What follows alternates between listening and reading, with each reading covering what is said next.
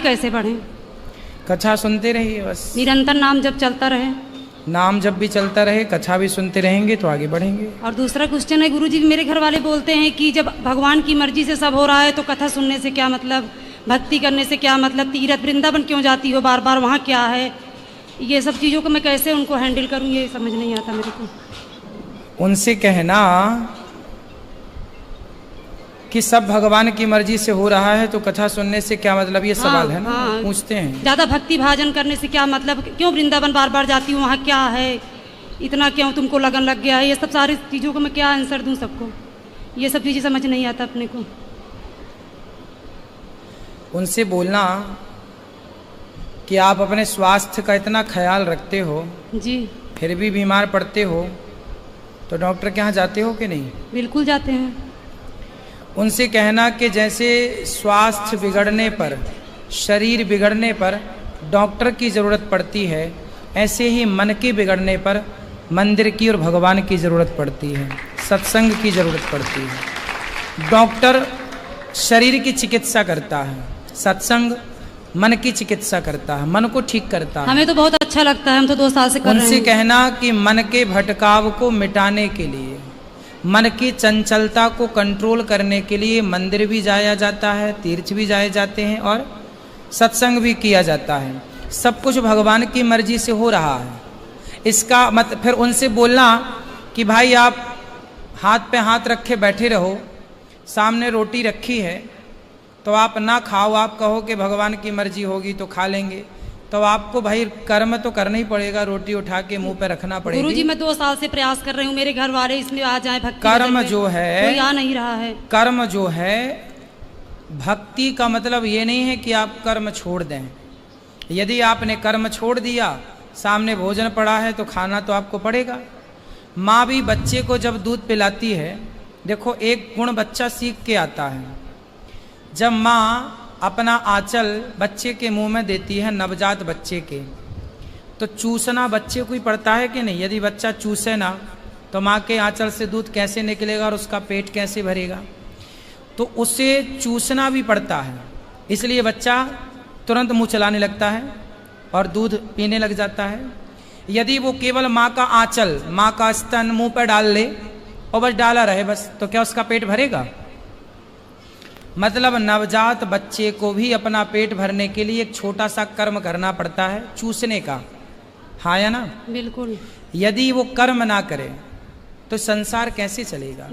ये वो लोग हैं जो कर्म करना नहीं चाहते। गुरुजी मेरे घर वाले बिल्कुल भक्ति नहीं करना चाहते, मैं बहुत परेशान हूँ। लोगों को कैसे वो नहीं कर भक्ति में पाएंगे, उनके बस की नहीं। फिर उनका उद्धार कैसे होगा गुरुजी? नहीं होगा। मेरे पति भी नहीं सुनना चाहते हैं, मैं 2 साल से प्रयास नहीं कर होगा रही हूँ। उनका उद्धार। अभी उनको करोड़ों बार आना है संसार में, चक्कर काटने हैं। लेकिन इससे तो मेरा हृदय जलता है ना। नहीं, आपका क्या है, आप तो अपना आई हो, भगवान का भजन करके मुक्त हो जाओगी। मैं अकेली आई हूँ गुरुजी, मेरे साथ कोई नहीं आया, लेकिन मैं खुद को रोक नहीं पाई तो मैं आ गई, क्योंकि वृंदावन संसार में आप आई हो, भक्ति से जुड़ गई हो तो आपका उद्धार हो जाएगा।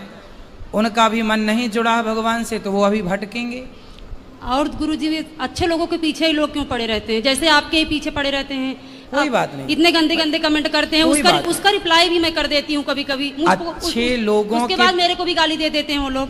मैं एकदम परेशान हो गई इन चीजों से। कोई बात नहीं, अच्छे लोगों के ही पीछे लोग पड़ेंगे, बुरे लोगों के पीछे कौन पड़ता है? फिर भी गुरुजी इतना भी तो नहीं करना चाहिए। लोगों को कब सद्बुद्धि आएगी? मैं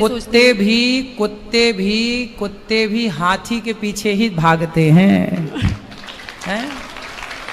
भाई हाथी के पीछे ना कुत्ते दौड़ते हैं, लेकिन हम लोग को कुत्ते भी सबके पीछे कहाँ दौड़ते हैं?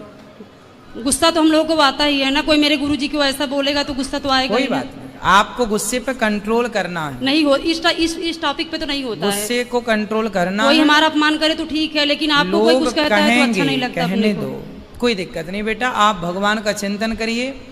आप क्या कह रहे हैं लोग, आपने जवाब दे दिया, रिप्लाई देती हूँ तो ऊपर से मेरे को ही गाली दे देते हैं। कोई बात नहीं, तू भी ऐसी है वगैरह ये सब। कौन गाली देता है? वही आपके वीडियो पे गंदे कमेंट करते हैं तो हम लोग को सहा नहीं जाता तो उसका रिप्लाई कर देते हैं। कोई बात नहीं, तो उसका मेरे को भी उल्टा बोल देते हैं, अरे तू ऐसी है वैसी है। जो देखो आप अच्छा कर रहे हैं, मैं तो यही चाहती हूँ हमसे अच्छा जो बन रहा है हम कर रहे हैं। आप तो बहुत अच्छा कर रहे हैं। फिर भी समाज यदि गाली दे तो समाज की वो गाली भी प्रसाद मान के रख लेना चाहिए। यदि समाज हमारी ऊपर फूल फेंकती है तो जब हम वो स्वीकार करते हैं, तो यदि कांटे फेंकेगी तो कांटे भी हमें स्वीकार करना है। हमेशा तो फूल ना फेंके जाएंगे, लेकिन गुरुजी आप कभी इतना तो अच्छा कांटे कर रहे भी। हैं, इतना कोई अच्छा बात कर रहे नहीं, हैं। उन्हें अच्छा ना लग रहा होगा, अरे क्या वो लोग अंधे हैं, नहीं दिख रहा है? कोई बात नहीं, शायद उनकी वो आंखें अभी नहीं जागी जिन आंखों से सब चीजें देखी जाती हैं। ठीक कोई है, बात नहीं। अच्छा। दुर्योधन को भी तो कृष्ण नहीं दिख रहे थे, ग्वाला दिख रहा, अरे तो नंद का ग्वाला है। यदि उसे समझ दिख जाते कि ये भगवान है तो वो चरणों में ना गिर जाता है। लेकिन गुरुजी आप इतने अच्छे काम कर रहे हैं। हमारे घर पे कोई एक प्रोग्राम करता है तो उसमें ही घबराए रहते हैं मेरे पिता उता जी। सब लोग बोलेंगे अरे पिताजी से बात मत करो, पिताजी बहुत परेशान है। लेकिन आपको देखती हूँ इतनी सारी रिस्पॉन्सिबिलिटी ले रहे हैं, फिर भी चेहरे पर एक मुस्कान है, स्माइल है, फिर भी इतना खुश रहते हैं। आप देखने में इतना अच्छा लगता है हम लोगों को। यही चीज़ें बहुत प्रेरणा देती है हम लोगों को। इसलिए हमारे होठों पर मुस्कान क्यों है जानते हैं? क्योंकि हम कमेंट बॉक्स नहीं देखते किसी लेकिन हम लोग तो का पढ़ ही कि लेते कोई हैं क्या गुरुजी। कमेंट कर रहा है। हाथी चला बाजार और कुत्ते लगे। आप अच्छा काम करते रहिए। लोग बैठे हैं फुर्सत, लोग बैठे हैं, खुद तो कुछ करते नहीं कुछ हैं, नहीं करेंगे, बस फालतू और नहीं जो करेंगे। करेंगे उनको गालियां देंगे। क्यों? उनकी गलती नहीं है। फिर किसकी गलती है गुरुजी? गलती उनकी नहीं है, बेचारों के पास कोई काम नहीं है, तो कम से कम उन्हें लगता कुछ तो काम मिले, तो वो गालियां देने का काम कर रहे हैं। अच्छा है, लेकिन लोगों को कौन जवाब देगा गुरुजी? कोई जवाब नहीं देगा, भगवान दे देंगे जवाब। मैं तो चाहती हूँ जल्दी ही मिल जाए। कोई बात है, भगवान सबका भला करें, सबको सुखी रखें। हम सपने में भी किसी का बुरा ना सोचें। जो हमारे को गाली दें उनके लिए भी हम यही प्रार्थना करते हैं, प्रभु उनको सद्बुद्धि दो, सही लेकिन गुरुजी हम लोग मार्ग तो पर समझते चलने हैं की ना, प्रेरणा इतना दो। लाइफ में बहुत डिप्रेशन था, बहुत टेंशन था। जिस टाइम आपका वीडियो फेसबुक पे वायरल होकर आया कि भगवान के सिवा अपना कोई नहीं है, बस यही बातें मेरे दिल को छू गई। तब से मैं लग गई, आपसे जुड़ी, इतना ठीक अच्छा लगा। है, भगवान आपको सुखी रखे। और एक सबको- बात है, रुकिए ना गुरुजी, सबको मौका दो। एक बस गुरुजी। गुरुजी ये जो बच्चों से छोटी उम्र में गलतियां हो रही, इसके जिम्मेदार कौन है? जो 14-14 साल, 15-15 साल में अक्सर हम लोग न्यूज देखते रहते हैं, सुनते रहते हैं। तो इसमें माँ बाप की गलती है कि बच्चों की गलती है? मैं बस नहीं, इतना जानना गलती चाहती हूँ। देखो ना, गलती माँ बाप की है ना गलती बच्चों की है। गलती आज के समय की है। आज जो बच्चे मूवियाँ देखते हैं, सीरियल देखते हैं, टीवी देखते हैं, आजकल मोबाइल पे हर चीज फिर माँ बाप देते क्यों उपलब्ध है है। गुरुजी मोबाइल, जब इस बच्चे इतना बिगड़ रहे हैं तो? मोबाइल पे जो आप देखेंगे, आजकल मूवियाँ बन रही हैं, अश्लील मूवियाँ बन रही हैं। जब अश्लील पिक्चर आपके बच्चे देखेंगे तो उसमें संस्कार तो आएगा नहीं, अश्लीलता का प्रभाव पड़ जाएगा और वो भी अश्लील काम करना चाहेंगे, लेकिन क्योंकि गुरु जो इस- देखते हैं। इससे तो बच्चे की लाइफ बर्बाद हो रही है ना गुरुजी। हाँ, तो इसके जिम्मेदार मूवियाँ हैं। अब बेटियों उनको का क्या मूवियों है? से बचाइए। इसके लिए माँ बाप बेटियों को जल्दी से जल्दी शादी कर देते हैं। लड़का भी नहीं देखते हैं, लड़का शराबी है, कैसा नहीं। हाथ पकड़ा देंगे, जाओ झेलो अपना खुद का। फिर जाओगे पूछोगे तो बोलेंगे बेटा तुम्हारी यही किस्मत है। यही चीज़ें लड़कियां लव मैरिज करेंगी तो सब आपका भी मैंने सुना था, आप भी यही बोलते हो कि यही माँ बाप का दिल दुखा के गई है ना, इसलिए सुखी नहीं है। और वही चीज़ें अरेंज मैरिज करके लड़कियां इतना कष्ट उठा रही हैं, इतना चीज़ें दर्द सह रही हैं। उसके लिए आप क्या कहेंगे गुरुजी? मेरा लास्ट क्वेश्चन है, इस पर आप क्या कहेंगे? क्या कहें हम? यही चीज की उसका किस्मत है। ये लव मैरिज करेंगी, दुख भोगेंगी, तो ये ले तू ऐसा की थी इसलिए भोग रही है। अरेंज जो मैरिज जस करेंगी, करहीं सो तस फल चाखा, को ना काहू को सुख दुख कर दाता। कोई किसी को सुख दुख नहीं देता।